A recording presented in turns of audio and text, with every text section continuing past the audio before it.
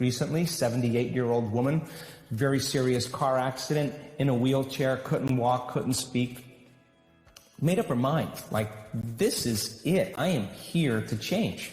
It wasn't like 50% in, I hope this works.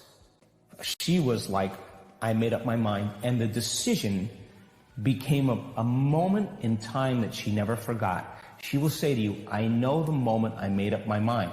I know the moment I decided to change. That, think about it, that is the moment she moved her brain and body from the past present reality into a future present reality.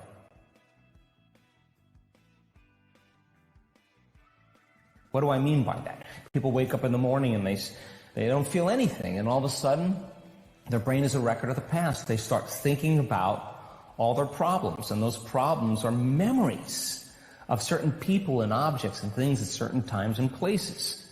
So the moment they start remembering their problems, they're thinking in the past. Well, every one of those problems has an emotion associated with it. So they start feeling unhappy, they start feeling discouraged, they start feeling victimized. Now their body's in the past. And if how you think and how you feel creates your state of being, that person's starting their day with their entire state of being in the past. So if they're living in the familiar past and they're in the known, they're going to create the predictable future. So they're going to run through a series of routine behaviors in their day, and they're going to want to know the feeling of every experience in their life. Well, if you can predict the feeling of every experience in your life, that's more of the known. So now, the person who's now living in that future known reality, how are they going to change?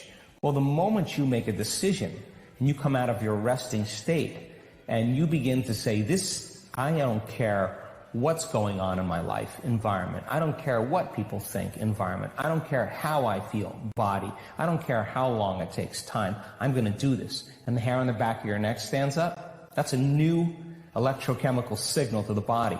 This is the body saying, he's serious this time. It's like jumping on a horse and wrapping your legs around and giving it a kick. The body's like, ooh, we're going to ride now. It's no longer, oh, geez, I think I'm going to change tomorrow. Right. This is a strong signal. And that becomes a long-term memory. That moment defines the person. So then the stronger the emotion, if the emotion of inspiration is greater than the emotion of suffering from the past experience, the stronger the emotion they feel, the more they pay attention to the picture in their mind. We could say they're remembering their future, and they're beginning to brand that circuitry in their brain and send a new emotional signature to their body. And in a sense, they're creating a coherent, clear intention with an elevated, coherent heart emotion, and now they're broadcasting a whole new signature, and that's dropping a big stone in a very placid lake, and here come the waves. That's moving right out into reality. And the person is beginning to change their energy. And nobody changes until they change their energy. And when they change their energy, they change their life. And what's the cool part? The cool part is you start seeing the breadcrumbs coming from the universe. You start saying, keep going, Brian. You're starting to see these synchronicities and these coincidences and these opportunities. And people say, I'm not doing anything. Well, of course you're not doing anything like in the same way you've done everything. You're changing your energy, and now it could be that simple. In the present moment, you start seeing feedback coming into your world. I think that's what people want. And you could have a master's or a doctorate degree. You could have a high school education. You could be overweight. You could be underweight. You could be sick. You could be healthy. You could be young. You could be old. Any skin color. I've seen it on all different people, all different races, all different size, all different shapes, all different diets. Nobody is so special to be excluded from that phenomenon. The person has to be able to explain that model. If they can't explain it, Brian, it's not wired in their brain. So they can't assign meaning to what they're doing. They leave it up to conjecture. They leave it up to hope. They leave it up to wishing, praying, wanting. That's the old model. But when they understand what they're doing and why, and they can articulate it, they're installing the neurological hardware in their brain in preparation for the experience, so they'll understand how to do it better. So stop wondering why it hasn't happened. Stop analyzing and judging yourself. Stop saying, I can't, it's too hard. Those are the very things that are standing in the way between you and your future. So you come up against yourself. But what do most people do when they come up against themselves at home in their meditation? They say, I can't meditate. They get up, they get on their cell phone, they quit. They get up, they turn the TV on, they get up, they do whatever, have a cup of coffee, whatever. They haven't gone past that point because they don't understand that they should. So then when you begin to create a model of understanding and the person can explain it, they're wiring it in their brain. Now, as they install the neurological hardware in their brain, they're priming their brain for the experience. So then you give them the instruction and they can understand what they're doing and why, and you set up the conditions in their environment where they feel safe enough to create.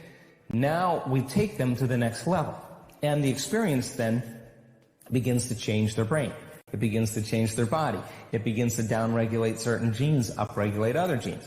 And you may have a good meditation, you may not have one that's so great. But if I said to you, now, Brian, what did you do really well in that last meditation that you love about yourself? Explain that to me. And you can articulate what you did really well. I guarantee you, when it comes time to do it again, you'll do it again. Then if I said to you, if you had another opportunity to do it again, what would you do differently? What would you bring? What would you improve on? What would you work on? And if you can articulate that, I guarantee you, you're going to become conscious of those unconscious things that you were once unconscious of, and now you're going to go a little further. And when you stretch a person a little further past that point where they normally stop, that unknown, that's where the magic happens. So in the beginning, you step out into the unknown, it feels uncomfortable.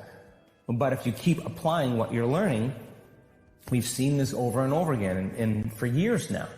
The person gets beyond themselves. There's this kind of dramatic shift that takes place in a collective of 1,000 people or 1,500 people. Now the energy in the room's changing. Now people are getting it. There's creating more coherence. They're starting to break through. And now, give them the opportunity to demonstrate how powerful they really are, and you will be surprised on what you see. And it comes in any shape, any age, any sickness. I mean, you can't tell me you're too sick to do this work any longer. You can't tell me you're too old to do this work.